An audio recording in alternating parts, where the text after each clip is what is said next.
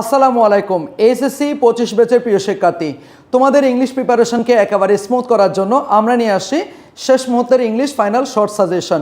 So কোন কোন প্যাসেজগুলো তোমাদের মাল্টিপল চয়েস এবং কোয়েশ্চেন অ্যান্সারের জন্য সবচেয়ে বেশি গুরুত্বপূর্ণ এবং কোন কোন সামারিগুলো আসতে পারে, কোন কোন ফ্লো চার্টগুলো তোমাদের ফাইনাল পরীক্ষার জন্য ইম্পর্ট্যান্ট, এই সব কয়টা বিষয় আমরা তোমাদের টেস্ট পেপার অ্যানালাইসিস করে বের করেছি। সো তোমাদের এই শর্ট সাজেশনটাকে একটু আমরা গুছিয়ে দিব। আশা করি এই সাজেশনটা ফলো করলে ইনশাল্লাহ তোমাদের ফাইনাল পরীক্ষা অবশ্যই অনেক অনেক ভালো হবে। সো চলো আমরা শুরু করি স্টেপ বাই স্টেপ।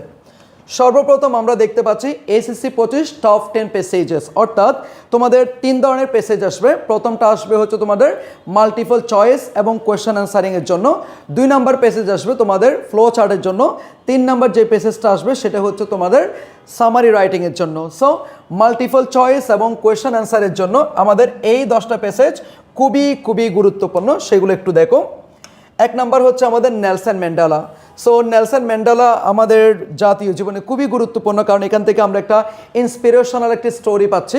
সো সেই জায়গা থেকে নেলসন ম্যান্ডেলা আসার সম্ভাবনা অনেক বেশি গুরুত্বপূর্ণ। কেমন?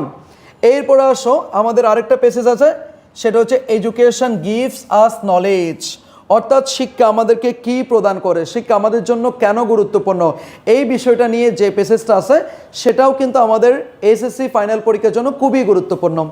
এরপরে 3 নাম্বার যেটা আছে সেটা হচ্ছে দ্য ফেমাস গ্রিক ফিলোসফার, অর্থাৎ ফ্যামিলি রিলেশনশিপ নিয়ে যে প্যাসেজটা আছে, কত ধরনের সম্পর্ক হতে পারে আর এই সম্পর্কগুলো আমাদের জীবনে আমাদেরকে কি কি প্রদান করে থাকে, এই বিষয়গুলো এই প্যাসেজের মধ্যে আলোচনা করা হয়েছে। এরপর 4 নাম্বার যে প্যাসেজটা তোমরা দেখতে পারো সেটা হচ্ছে adolescents constitute a nation core resource. এই যে আমাদের কিশোর কিশোরী যারা আছে তারা হচ্ছে আমাদের একেবারে প্রকৃত সম্পদ, আমাদের দেশের জন্য প্রকৃত সম্পদ। তারা আমাদের জীবনে কিভাবে প্রভাব ফেলে, তারপর হচ্ছে আমাদের জাতীয় উন্নতির ক্ষেত্রে, জাতীয় প্রবৃদ্ধির ক্ষেত্রে কিভাবে তারা ভূমিকা রাখতে পারে, এই সব কয়টা বিষয় এই প্যাসেজের মধ্যে আলোচনা করা হয়েছে। সো অ্যাডোলসেন্টের অনেকগুলো প্যাসেজ আছে, তার মধ্যে তোমরা শুধুমাত্র এই অংশ দিয়ে যেটা শুরু হয়েছে এই প্যাসেজটা দেখলে চলবে, যেটা আছে ইউনিট 9 এবং লেসন 2। এরপরে আরও একটা প্যাসেজ আছে, সেটা হচ্ছে হোয়াট ইজ এ ড্রিম। এই যে স্বপ্ন কীরকম হতে পারে, স্বপ্নের ডেফিনেশন কী হতে পারে, এই সম্পর্কিত যে প্যাসেজটা আছে এই প্যাসেজটাও তোমাদের এইচএসসি ফাইনাল পরীক্ষায় আসার সম্ভাবনা অনেক গুণ বেশি।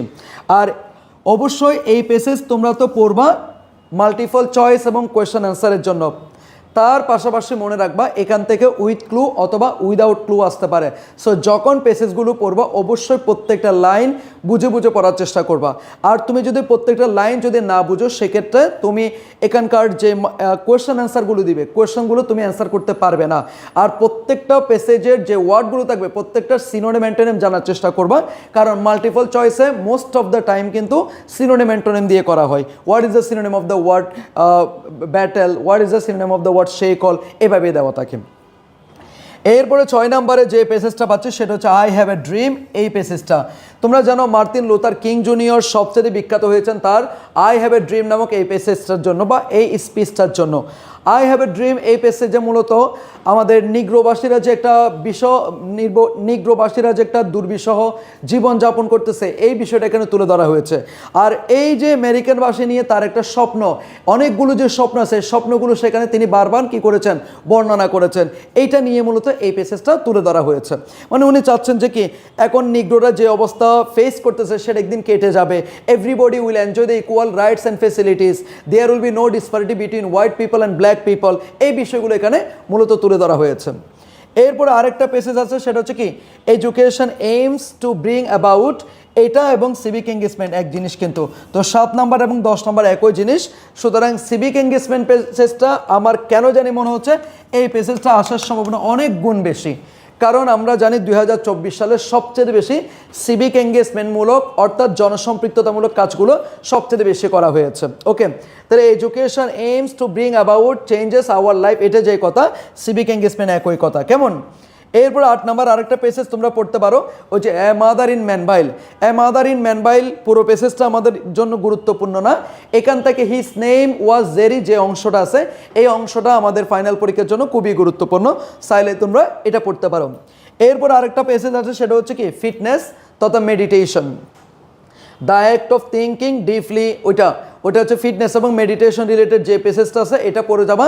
আর 10 নম্বর আরেকটা পেসেজ পড়ে যাবে, সেটা হচ্ছে ওভার স্পেন্ডিং। অর্থাৎ ওভার স্পেন্ডিং আমাদের জীবনে কীভাবে প্রভাব ফেলে, ওভার স্পেন্ডিংয়ের কারণে যেভাবে সাইকোলজিক্যাল প্রবলেমগুলো হয়, পরিবারে অশান্তি তৈরি হয়, এই বিষয়গুলো এখানে তুলে ধরা হয়েছে।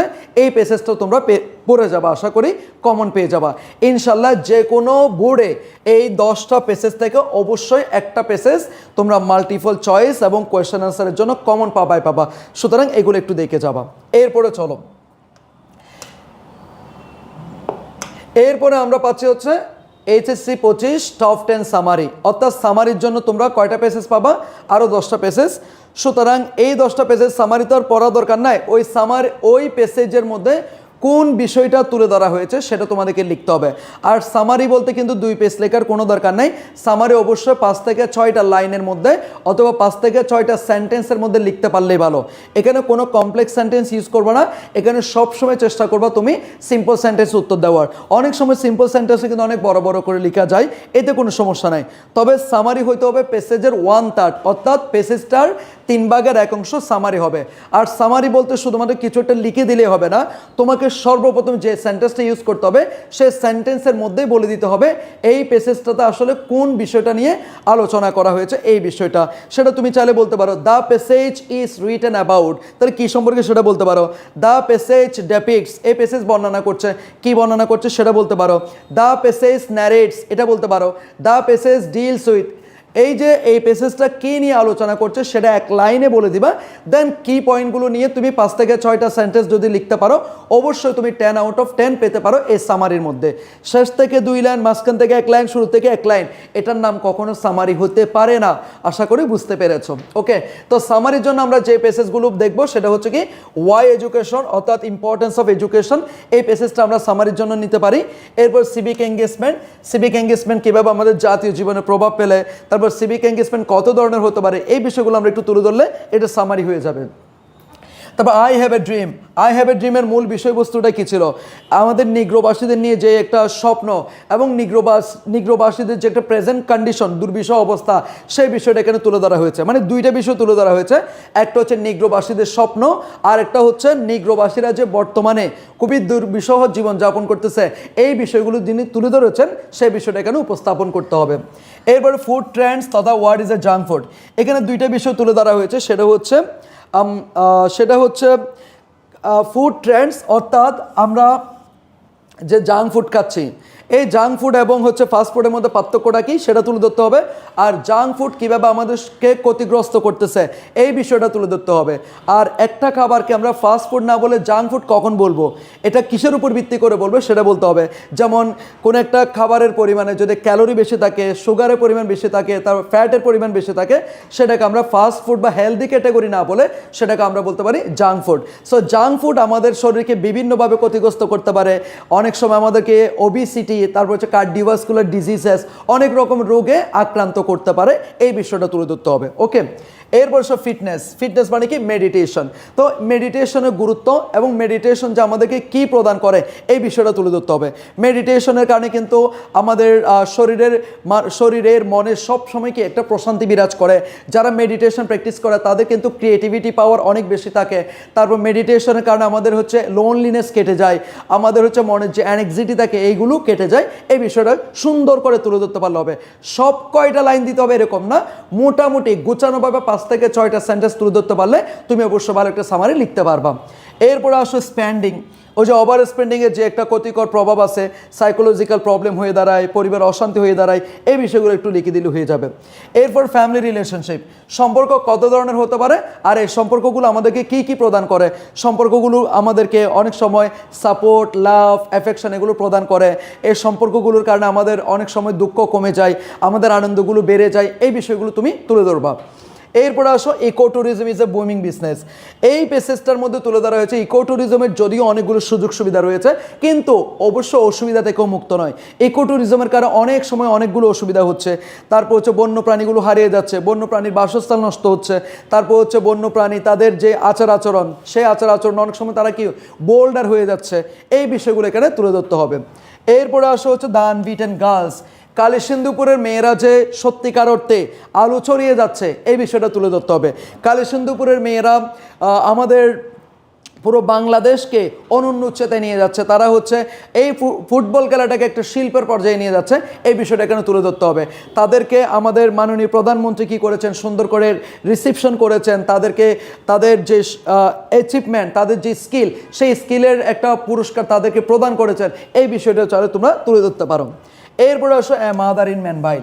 এ মাদার ইন ম্যানভাইল বলতে গেলে জেরির গল্পটা তুমি একবারে ছোট করে তুলে ধরতে পারো।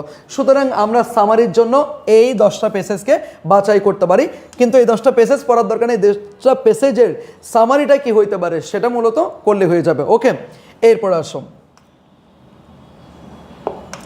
এরপরে দেখো এসএসসি 25 টপ 10 ফ্লো চার্ট, অর্থাৎ আমাদের আরেকটা পেসেজ আসবে, সেটা হচ্ছে ফ্লো চার্টের জন্য। ওকে, তোমরা জানো ফ্লো চার্ট মানে কি, প্রবাহমান চিত্র। সুতরাং এই ফ্লো চার্টের মধ্যে প্রথমত কোয়েশ্চেনের মধ্যে শোয়িং যেখানে থাকবে সেটা হচ্ছে মেইন জিনিস, showing the activities and achievements of Nelson Mandela. তো এখানে কোন কোন ইনফরমেশন ইউজ করতে হবে, নেলসন ম্যান্ডেলার অ্যাচিভমেন্ট, নেলসন ম্যান্ডেলার অ্যাক্টিভিটিসগুলো দিতে হবে, অন্য কোনো ইনফরমেশন দিতে পারবো না। তার মানে শোয়িংয়ের পরে যে রকমের ইনফরমেশন ইউজ করতে বলবে সেই মানের ইনফরমেশন আমাকে ব্যবহার করতে হবে, এর বাইরে কোনো ইনফরমেশন আমি ব্যবহার করতে পারবো না। ওকে, এবার আসো, প্রথম ইনফরমেশনটা যে গ্রামাটিক্যাল কনসেপ্ট মেনটেন করবে, বাকি সবগুলো সেম গ্রামাটিক্যাল কনসেপ্ট মেনটেন করতে হবে। প্রথমটা যদি বার প্লাস আইনজি দেওয়া থাকে, বাকি সবগুলো বার প্লাস আইনজি দিয়ে শুরু করতে হবে। প্রথমটা যদি তোমার ইনফিনিটিভ থাকে, বাকি সবগুলো ইনফিনিটিভ দিয়ে শুরু করতে হবে। প্রথমটা যদি প্রেজেন্ট ফর্ম থাকে, বাকি সবগুলো প্রেজেন্ট ফর্ম। প্রথমটা যদি মনে করো ফার্স্ট ফর্ম থাকে, বাকি সবগুলো ফার্স্ট ফর্ম।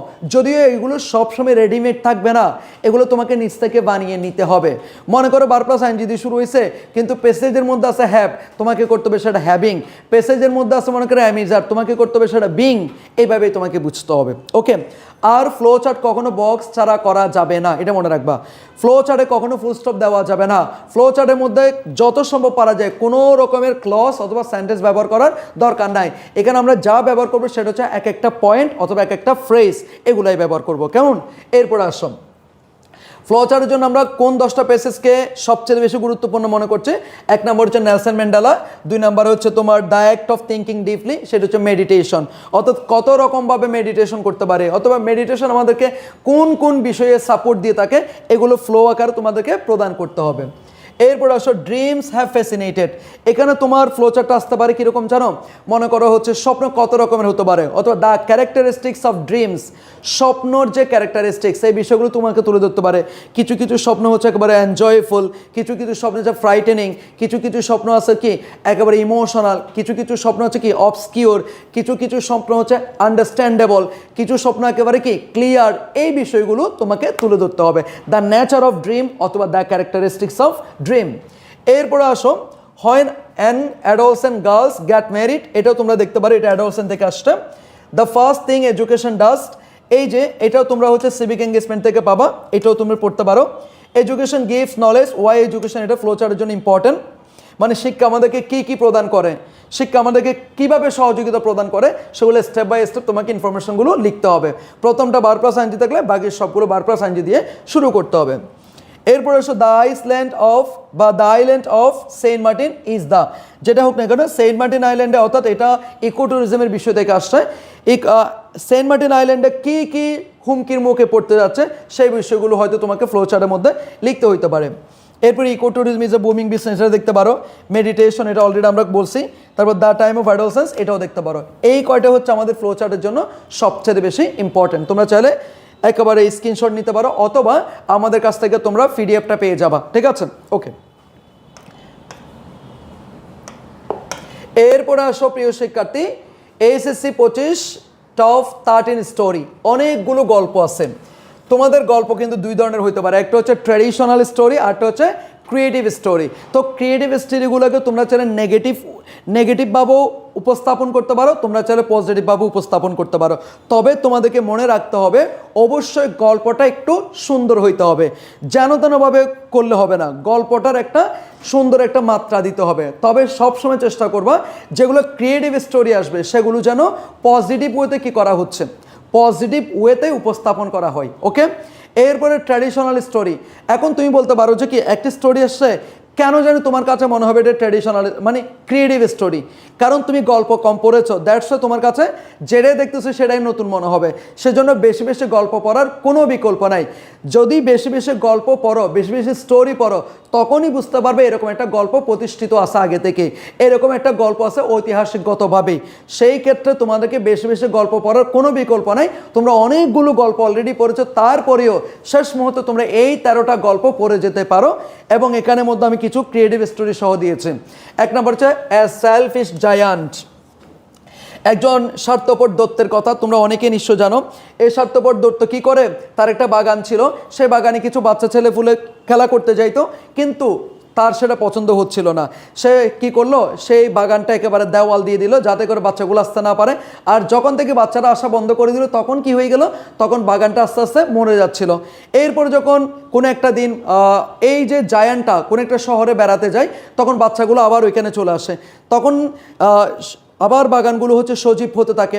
এরপর হঠাৎ করে এসে দেখেছে কি এখানে বাচ্চারা খেলাধুলা করতেছে, তখন সে রিয়েলাইজেশন করলো যে না, এই বাচ্চাগুলোর কারণেই কিন্তু এই বাগানটা এত সুন্দর আছে। তখন তাদেরকে আবার সেখানে খেলাধুলার ব্যবস্থা করে দিলে, এখন বললো যে কি এই বাগানটা তোমাদেরই। এটাই হচ্ছে মূল গল্প। এই গল্পটা অনেকের কাছে কঠিন মনে হতে পারে, কিন্তু গল্প হচ্ছে এইটুকুই। Dress does not make a man great, এটা হচ্ছে তোমরা যেন শেখ সাদির একটা গল্প। অর্থাৎ আমাদের কাপড় কিন্তু কোনো রকমের খাবার ডিজার্ভ করে না। তো অনেক সময় আমরা কি করি, মানুষকে কাপড় দেখে সম্মান করি। সুতরাং এই বিষয়টা এখানে তুলে ধরা হয়েছে। এই গল্পটা আমাদের সবারই জানা আছে, সুতরাং আমি সময় নষ্ট করছি না। এটার উপর পিডিএফ তোমাদেরকে অবশ্যই আমরা দিয়ে দিব, আমাদেরকে একটু নক করবো, ইনশাল্লাহ আমরা দিয়ে দিব। এরপর দ্য ডাব অ্যান্ড দ্য এন্ড, গুগু এবং হচ্ছে পিঁপড়ার যে গল্পটা। একদিন হচ্ছে তোমাদের পিঁপড়া বিপদে পড়ে, ডাব হচ্ছে কি করে, সহযোগিতা করে। আবার ডাব বিপদে পড়ে, পিঁপড়া হচ্ছে সহযোগিতা করে। তো এই যে আমরা জানি একে অপরকে কি করতে হবে, সহযোগিতা প্রদান করতে হবে, এই বিষয়টা এখানে তুলে ধরা হয়েছে। মানি ক্যান নট ব্রিং হ্যাপিনেস, টাকায় কিন্তু অনেক সময় সুখ কিনতে পারে না। তোমরা দ্য কোবলার, এই যে মুচির যে গল্পটা সেটা শুনেছো, the cobbler and the banker. তো ব্যাংকার বন্ধুটি কোবলারকে বলতেছে, তুমি তো অনেক গরিব, আমি তোমাকে বড়লোক অবস্থায় দেখতে যাচ্ছি, সুতরাং আমি তোমাকে অনেকগুলো টাকা দিচ্ছি। এই টাকাগুলো দিয়ে সে বাসায় যায়, কিন্তু এই টাকাগুলো কোথায় রাখবে এটা নিয়ে সে অনেক টেনশনে পড়ে যাচ্ছে। এই টাকাগুলো আমি কি করব। এরপরে সে কি করলো, একটা গর্ত করে টাকাগুলো সেখানে রাখলো। সত্যিকার অর্থে সে সেখানে শুধু টাকাই রাখে নাই, সে তার মানসিক প্রশান্তি শুধু সেখানে রেখে দিচ্ছে। এরপরে যখন সে ঘুমাতে আসলো, তখন সে টেনশন করতেছে, আমার টাকাটা চুরি হয়ে যাবে মনে হয়। সো এরপরে সে চিন্তা করলো যে না ভাই, আমি এই টাকাটা তাকে দিয়ে আসবো, কারণ এই টাকাটা আমাকে কি করতে পারতেছে না, শান্তি দিতে পারতেছে না। সেখান থেকে বলা হচ্ছে money can not bring happiness. এরপর আসো a foolish crow and a cunning fox, একটা বোকা কাক এবং এটা কি চালাক শিয়াল। এই গল্পটা তোমরা নিশ্চয় জানো। একদিন হচ্ছে মনে করো একটা হচ্ছে কাক একটা গাছের ডালে বসে কি করছিল, মাংস খাচ্ছিল। কেমন, তো যখন শিয়াল আসলো তখন দেখতে পারো যে কি ওই কাকটা গাছের ডালে বসে মাংস খাচ্ছে, তখন সে সেটা পেতে চাইলো। এখন বলতেছে কাক তো আমার আয়ত্তের বাইরে চলে গেছে, এখন আমি কিভাবে এই মাংসটা পেতে পারি। তখন সে একটা প্ল্যান করলো যে কি আমি তাকে কি করব, একটু পাম্পিং করব। তখন বলতেছে কি what a nice but you are, how sweet your voice is, তোমার যে আওয়াজ, তোমার যে ছন্দ, সেটা কতই না সুরেলা, কতই না মধুর। এটা যখন বলল, তখন সে তার জন্য কি গান গাওয়া শুরু করলো। আর যখনই গান গাওয়ার জন্য তার টুটগুলো করলো, তখনই কিন্তু মাংসের টুকরাটা নিচে পড়ে গেল। এই হচ্ছে মূল গল্পটা। সুতরাং বুঝছো তো, চালাককে এবং বোকাকে। এরপরে কিং লিয়ার অ্যান্ড হিজ ডটার। এই কিং লিয়ারের 3টা কন্যা ছিল। 3টা কন্যার মধ্যে হচ্ছে গনেরিল ছিল, রিগান ছিল, কর্ডেলিয়া ছিল। এর মধ্যে হচ্ছে গনেরিল, রিগান হচ্ছে সবচেয়ে দুষ্ট প্রকৃতির, আর কর্ডেলিয়া যে মেয়েটা সেটা হচ্ছে খুবই ভালো প্রকৃতির। এইটা নিয়ে হচ্ছে মূল গল্প। তো রাজা যখন হচ্ছে বৃদ্ধ বয়সে পৌঁছায় গেল, তখন সে চিন্তা করলো যে না, আমার এই রাজ্যটাকে আমি ডিভাইডেড করে দিব। তখন সে বড় মেয়েকে জিজ্ঞেস করে, রিগানকে জিজ্ঞেস করে, এই তুমি আমাকে কতটুকু ভালোবাসো। সে প্ল্যাটারিং করে বলতেছে, বাবা আমি তোমাকে অনেক বেশি ভালোবাসি, এটা আমি এক্সপ্রেস করতে পারতেছি না। তখন তার প্রতি খুশি হয়ে এসে 1/3 দিয়ে দিল। এরপর দ্বিতীয় কন্যা রিগানকে জিজ্ঞেস করলো, তাকেও 1/3 দিয়ে দিল। কিন্তু কর্ডেলিয়া বলছে, না বাবা, আমি তোমাকে ভালোবাসি, তুমি যতটুকু ডিজার্ভ করো, একজন বাবাকে যতটুকু ভালোবাসা যায় ততটুকু আমি তোমাকে ভালোবাসি। মানে সে ফেক কোনো কিছু বলে নাই। তখন রাজা তার প্রতি অসন্তুষ্ট হয়ে তাকে তার সম্পদ থেকে বঞ্চিত করা হয়েছে। এই হচ্ছে মূল গল্পটা। ওকে, এরপর আসো দ্য অনেস্ট উড কাটার। এই গল্পটা আমরা ছোটোবেলা থেকে অনেক পড়ে আসছি। ঠিক আছে, তাকে পরীক্ষা করে, তারপর হচ্ছে 3টা কোড়াল নিয়ে আসে, লোহার কোড়াল, তারপর হচ্ছে রূপার কোড়াল, তারপর হচ্ছে মনে করো হচ্ছে গোল্ডের কোড়াল, অনেকগুলো। কিন্তু যখন সে লোহার কোড়ালটা নিয়ে আসে তখন সেটা নিতে সে স্বীকৃতি জানায় এবং বলছে এটাই আমার কি কোড়াল, এটা দিয়ে আমি কি করে আমার জীবন জীবিকা চালাই। এটা যখন বলছে তখন তার প্রতি পরি হচ্ছে খুশি হয়ে তাকে সমস্ত প্রকার কোড়ালগুলো দিয়ে দিয়েছিল। এই ছিল গল্প। এরপরে আসো the honesty of A school boy, a farmer, a taxi driver. এটা হচ্ছে ক্রিয়েটিভ স্টোরি।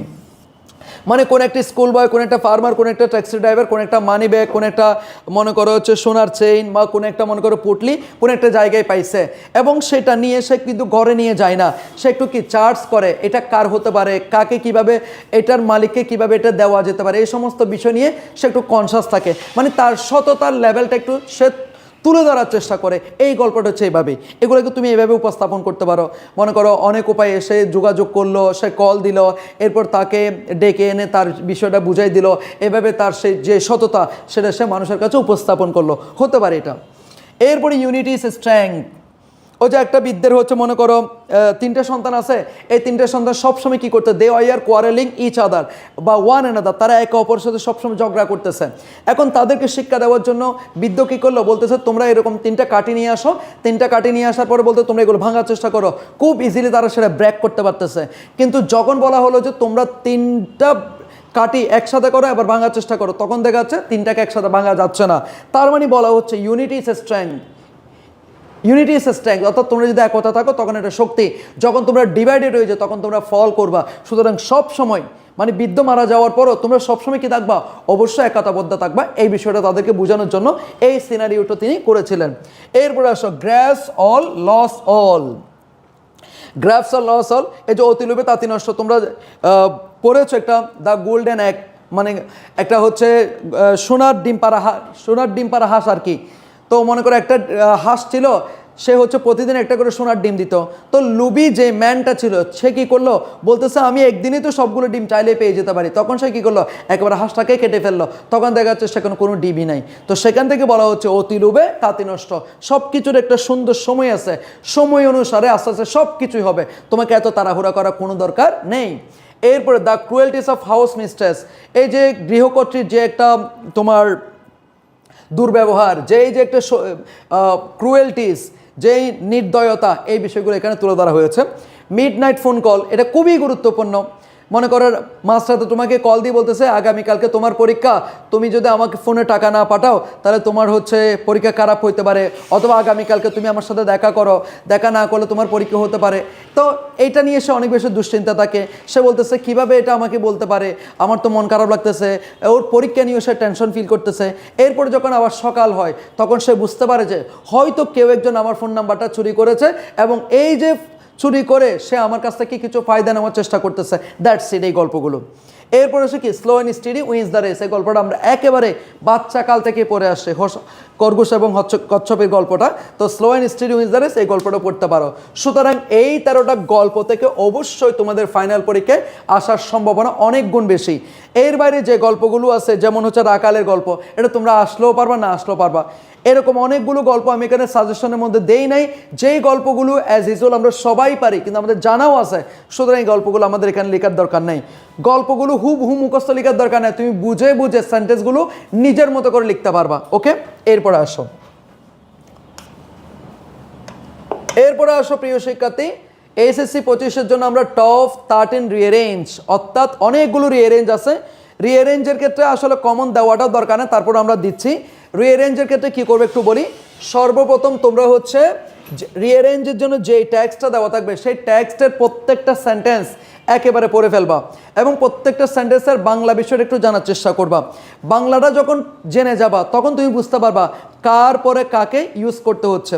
কখনো 1953 সালের আগে তুমি কখনো 1961 সাল ইউজ করবা না, তাই না? কোনো একটা বাচ্চার জন্মের আগে কখনো তুমি মৃত্যুবরণ করাই দিবে না, কখনো বিয়ে করাই দিবে না। কোনটার পরে কি হচ্ছে সেটা যদি তুমি এই 13টা প্র্যাকটিস করে আশা করে বুঝে যাবা। এখান থেকে যে হুবহু কমন আসবে এমন না, এগুলো পড়লে মোটামুটি বাকি যে রিঅ্যারেঞ্জগুলো আছে সেগুলোও তুমি উত্তর করতে পারবা। তবে আমি তোমাকে পরামর্শ দেব এগুলো মুখস্থ একেবারেই করবা না। যে বিষয়টা করবা সেটা হচ্ছে এই যে ফ্লো আমাদের রিঅ্যারেঞ্জের জন্য যেই ট্যাক্সটা দেওয়া থাকবে সেই ট্যাক্সটা প্রত্যেকটা লাইন বাংলা পড়বা। বাংলা পড়ার পরে তুমি মোটামুটি বুঝে যাবে এখানে 1 নাম্বার এটা হবে, এরপরে এটা হবে, এরপরে এটা হবে, এরপরে এটা হবে। এই 13টা যদি তুমি বুঝে বুঝে করতে পারো অবশ্যই তুমি উত্তর করতে পারবা। তবে এখানে অন্য কোনো টেকনিক অ্যাপ্লাই করিও না।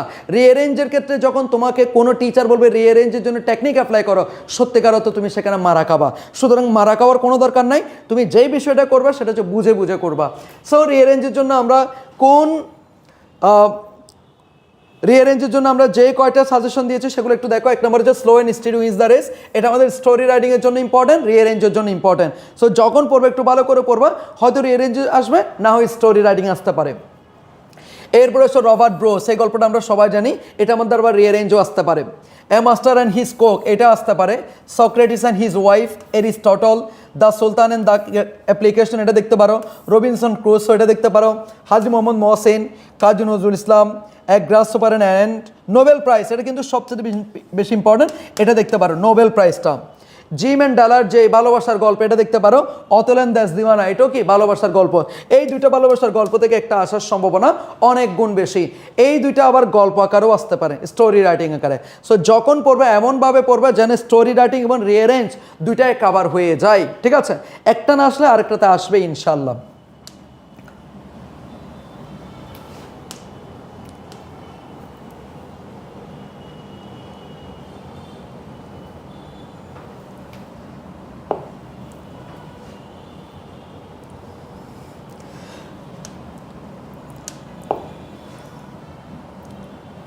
ওকে প্রিয় শিক্ষার্থী, একটু দেখো। এরপরে গ্রাফ চার্ট, আমাদের টপ 10 অর্থাৎ 10টা গুরুত্বপূর্ণ graph chart and pie chart, এখান থেকে অবভিয়াসলি যে কোনো বোর্ড পরীক্ষায় ইনশাল্লাহ কমন আসবে। এই 10টা গ্রাফ চার্ট থেকে অবশ্যই তোমাদের কমন আসবে, সেগুলো একটু দেখো। 1 নাম্বারটাকে দেখো, time allocation of I students daily activities. একজন শিক্ষার্থী তার সময়গুলোকে কোন কোন খাতে ব্যয় করে বা কোন কোন খাতের জন্য কতটুকু সময় সে বরাদ্দ করেছে, সেই বিষয়টা তোমাদেরকে স্টেপ বাই স্টেপ প্রদান করতে হবে। এটা হচ্ছে পাই চার্ট। এটা কোন চার্ট? Pie chart. তো পাই চার্টের ক্ষেত্রে আমরা কি করি, সর্বোচ্চ থেকে আস্তে আস্তে কি সর্বনিম্ন পর্যন্ত চলে আসে, এটা একটু তুলে ধরবা। আর এগুলো কিভাবে লিখবা, এগুলো ক্লাস সবগুলো আমরা এখানে দিব, এবং প্রত্যেকটা সাজেশন ওয়াইজ পিডিএফ তোমাদেরকে আমরা দিয়ে দিব। আমাদেরকে একটু নক করলে হবে, ইনশাল্লাহ আমরা সবটা তোমাদেরকে দিয়ে দিব। ওকে, এরপরে আসো, the sources of air pollution in a city. একটা শহরে এয়ার পলিউশনের উৎসগুলো কি কি সেগুলো তোমাকে তুলে ধরতে হবে, এটা হচ্ছে কি পাই চার্ট। এরপর আসো, the choice of profession by educated people in our country. আমাদের দেশে যে শিক্ষিত মানুষগুলো আছে তারা কোন প্রফেশনকে কত শতাংশ মানুষ পছন্দ করতেছে সে বিষয়টা এখানে তুলে ধরতে হবে, এটা হচ্ছে পাই চার্টের মধ্যেই পড়ে। এরপরে আসো, the export sector in Bangladesh that earn foreign currency. আমাদের দেশে যে এই এক্সপোর্ট সেক্টরগুলো আছে, এই সেক্টর মধ্যে কোন কোন সেক্টর কতটুকু ফরেন কারেন্সি অ্যাচিভ করতেছে সেই বিষয়টা এখানে তুলে ধরতে হবে, এটা হচ্ছে তোমার একটা পাই চার্টের মধ্যেই পড়ে। এরপরে আসো, the number of mobile phone and internet users. এই যে মোবাইল ফোন এবং ইন্টারনেট ইউজারের পরিমাণ আস্তে আস্তে যে দিন দিন বেড়ে যাচ্ছে, এই বিষয়টা একটা কি গ্রাফ চার্ট আকারে তোমাকে তুলে ধরতে হবে। বাড়লে হবে হ্যাজ ইনক্রিজড, আর কমলে হবে কি হ্যাজ ডিক্রিজড। আর যদি বলে বাড়তেছে ইজ ইনক্রিজিং, যদি বলি কমতেছে ইজ ডিক্রিজিং, এগুলো তুমি তুলে ধরবা। এরপরে আসো, এটা হচ্ছে আমাদের গ্রাফ চার্ট। এরপর the number of people living below the poverty line 1995 to 2010, এটা সালটা হয়তো পরিবর্তন করে দিতে পারে। অর্থাৎ দরিদ্র সীমার নিচে বসবাসকারী মানুষের সংখ্যা এই যে 1995 সাল থেকে 2010 সাল পর্যন্ত কোন সালে গিয়ে বাড়তেছে, আবার কোন সাল থেকে কমা শুরু করতেছে, এই বিষয়টা এখানে তুলে ধরতে হবে। The interest of the students of secondary school is different subject. অর্থাৎ যারা সেকেন্ডারি স্কুল আছে যে সকল শিক্ষার্থী, তাদের বিভিন্ন পছন্দের যে সাবজেক্টগুলো সেগুলো এখানে তুলে ধরতে হবে, এটা হচ্ছে পাই চার্ট। এরপর the percentage of transportation use by 800 students to college. অর্থাৎ 800 শিক্ষার্থী তারা কলেজে যাওয়ার জন্য কোন কোন ধরনের ট্রান্সপোর্টেশন তারা ব্যবহার করে, কেউ বাস, কেউ সিএনজি, কেউ হচ্ছে মনে করো ট্রেন, কেউ হচ্ছে বাইসাইকেল, কেউ হচ্ছে মোটর বাইক। তাহলে কে কত শতাংশ শিক্ষার্থী কোন কোন বিষয় ব্যবহার করে সেগুলো এখানে তুলে ধরতে হবে, এটা ওয়ান কাইন্ড অফ হচ্ছে পাই চার্ট। এরপর the distribution of percentage of A families income into different categories. একটা পরিবারের ইনকাম কোন কোন খাতে কতটুকু বরাদ্দ থাকে সেই বিষয়টা এখানে তুলে ধরতে হবে। The percentage of the types of books in a college library, একটা কলেজের লাইব্রেরিতে কত ধরনের বই থাকতে পারে, অথবা সায়েন্স ফিকশনের কত পার্সেন্ট আছে, তারপর হচ্ছে মানে লিটারেচার রিলেটেড কত পার্সেন্ট আছে, তারপর হচ্ছে মনে করো শর্ট স্টোরি রিলেটেড কত পার্সেন্ট বই আছে, এই বিষয়গুলো এখানে সুন্দর করে তোমাকে তুলে ধরতে হবে। সো আশা করছি এই কয়টা গ্রাফ চার্ট থেকে ইনশাল্লাহ তোমরা অবশ্যই কমন পেয়ে যাবা। এরপর আসো, এরপর আমাদের ফাইনাল উইথ ক্লু। যদিও উইথ ক্লু এবং উইদাউট ক্লু খুব কমই কমন আসে, তবে এই 24টা যদি তুমি বুঝে বুঝে পড়ো ইনশাল্লাহ যেখান থেকে উইথ ক্লু আসুক না কেন অবশ্যই তুমি উত্তর করতে পারবা। উইথ ক্লুগুলো হচ্ছে মুখস্থ করবা না, কেন হচ্ছে, কিভাবে হচ্ছে। যেমন বক্সে যে শব্দগুলো দেওয়া থাকে, এই বক্সের শব্দগুলো কিন্তু হুবহু বসে যায় না। ওই বক্সে মনে করো সাকসেস আছে, তার মানে আমার উত্তর সাকসিডও হইতে পারে, সাকসেসফুলও হইতে পারে, সাকসেসফুলিও হইতে পারে। একটা শব্দের মনে রাখবা 4টা করে ফর্ম আছে, noun form, adjective form, adverb form, বার ফর্ম। এই 4টার যে কোনো একটা কিন্তু এখানে বসতে পারবে। আবার অনেক সময় প্রেপোজিশনের কারণে পরবর্তী বারটা আইএনজি হয়ে যেতে পারবে। সাবজেক্ট ভার্ব এগ্রিমেন্টের কারণে অনেক সময় কি প্লুরাল ভার্ব হইতে পারে, সিঙ্গুলার ভার্ব হইতে পারে। এই সব কিছু তোমাকে মেনেই কিন্তু এগুলো উত্তর করতে হবে। সুতরাং এই 24টা উইথ ক্লু তুমি যদি বুঝে বুঝে করতে পারো, যেভাবে আসুক না কেন আনকমন আসলো তুমি উত্তর করতে পারবা। সুতরাং আমি তোমাকে বলবো অন্ততপক্ষে এই 24টা উইথ ক্লু অবশ্যই বুঝে বুঝে তোমরা একটু সলভ করার চেষ্টা করবা। তাহলে 1 নম্বরটা কি, কিপিং প্রমিস গিভেন টু, এই যে প্রতিশ্রুতি রিলেটেড যেই একটা উইথ ক্লু আছে সেটা পড়বা। আবার দেখা যাবে অনেকগুলো উইথ ক্লু আবার উইদাউট ক্লু তো থাকতে পারে। সুতরাং উইথ মানে ক্লু ছাড়াই তুমি উত্তর করতে পারতেছো কিনা সেটা একটু দেখবা। এরপর আসো, স্টুডেন্টস শুড বি স্ট্র্যাটেজিক, শিক্ষার্থীদের পড়াশোনার প্রতি যে কৌশলী হইতে হবে এই সম্পর্কে আছে। Bangladesh is an active earthquake zone, এটা দেখতে পারো। বাংলাদেশ ভূমিকম্পন প্রবণ অঞ্চলে অবস্থিত এটা। তারপর হচ্ছে এখানে আমাদের ভূমিকম্প নিরোধী যে বিল্ডিং কোডগুলো আছে সেগুলো ডেভেলপ করা দরকার, এই বিষয় সম্পর্কিত এখানে আলোচনা রয়েছে। ওভার রেটিং দেখতে পারো। The most significant event for Bangladesh, সেটা দেখতে পারো। ওই যে তোমার স্বাধীনতার কথা বলা হচ্ছে আর কি। Language is an important medium, এটা বল দেখতে পারো। টেলিভিশন নিয়ে একটা আছে, এটা দেখবা। Every year millions of people all over the world, এটা দেখতে পারো। তারপর education is the process by which develops our mind, শিক্ষার গুরুত্বটা দেখতে পারো। ফুড অ্যাডাল্টারেশন, খাদ্য দূষণ সম্পর্কে আছে। It is a matter of great concern that, এটা দেখতে পারো। তারপর হচ্ছে কনফ্লিক্ট, দ্বন্দ্ব নিয়ে দেখতে পারো।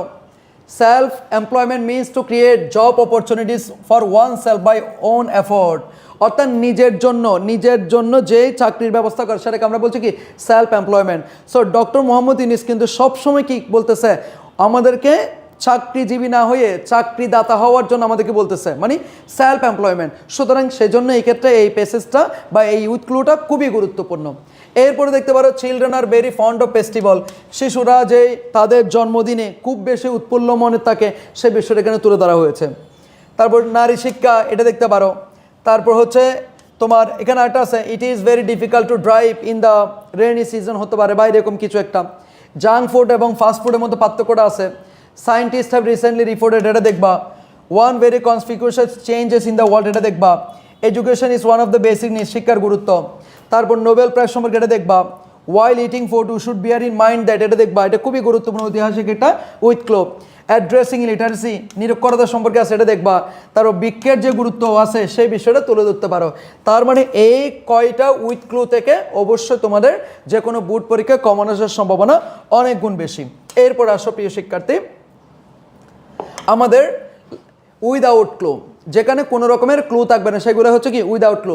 আমাদের উইদাউট ক্লুর জন্য আমরা ধরছি সর্বোচ্চ 26টা। এই 26টা উইদাউট ক্লু দেখে গেলেই ইনশাল্লাহ তোমাদের কমন পড়বে। ওকে, 1 নম্বরটা কি, sports are a popular form of entertainment, এটা দেখতে পারো। Bangladesh is a land of natural beauty, এটা দেখতে পারো। তারপর হচ্ছে টেক্সচুয়াল একটা উইদাউট আছে, এয়ার এবং ওয়াটার সম্পর্কে। তারপর হচ্ছে ইংরেজির গুরুত্ব সম্পর্কে। তারপর স্টুডেন্ট লাইফ সম্পর্কে এটা দেখতে পারো। আমাদের মহিলাদের কন্ডিশন সম্পর্কে দেখতে পারো। সিনসিয়ারিটি দেখতে পারো। ইমেইল আছে, জেন্ডার ডিসক্রিমিনেশন। তারপর learning plays a very important role, এটা দেখতে পারো। In recent years there goes a প্রভাব দ্যাট, চিলড্রেন নিয়ে যে প্রভাবটা আছে এগুলো নিয়ে। Man pollutes water, beauty, artificial intelligence খুবই গুরুত্বপূর্ণ। Most of the Bangladeshi know, এটা দেখতে পারো। লার্নিং ল্যাঙ্গুয়েজ দেখতে পারো। Modern life always depends much on transport, এটা দেখতে পারো।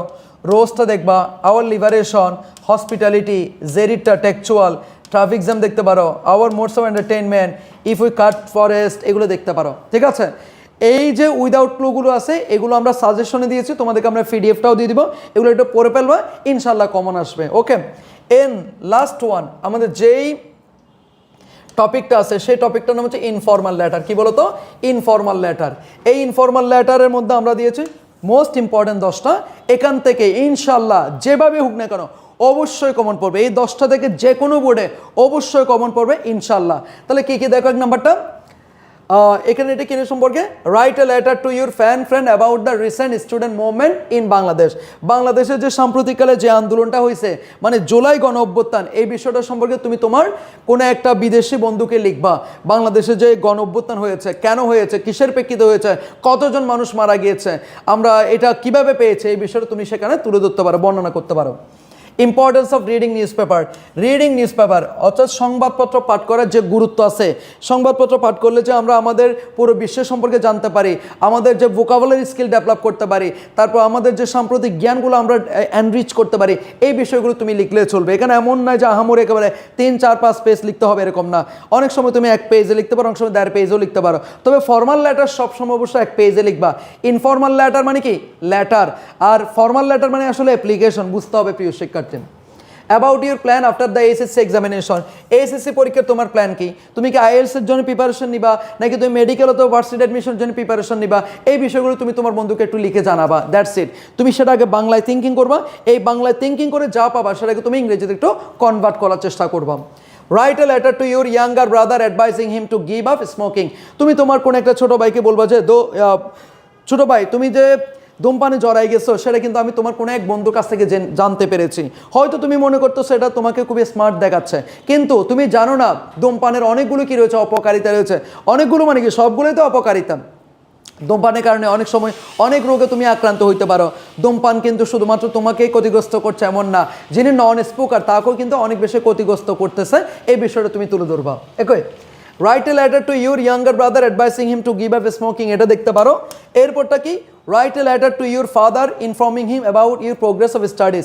তুমি যে পড়াশোনা করতেছো, তোমার পড়াশোনার উন্নতি হচ্ছে, তুমি সমস্ত বইগুলো একবার রিভিশন দিয়েছো, তারপর তুমি তোমার প্রিপারেশন জ্বালিয়ে নেওয়ার জন্য অনেকগুলো মডেল টেস্টে অংশগ্রহণ করেছো, এই বিষয়ে তুমি তোমার বাবাকে বলতে পারো। ঠিক আছে, এরপরে আসো, right a letter of condolence to a friend who lost his father or mother.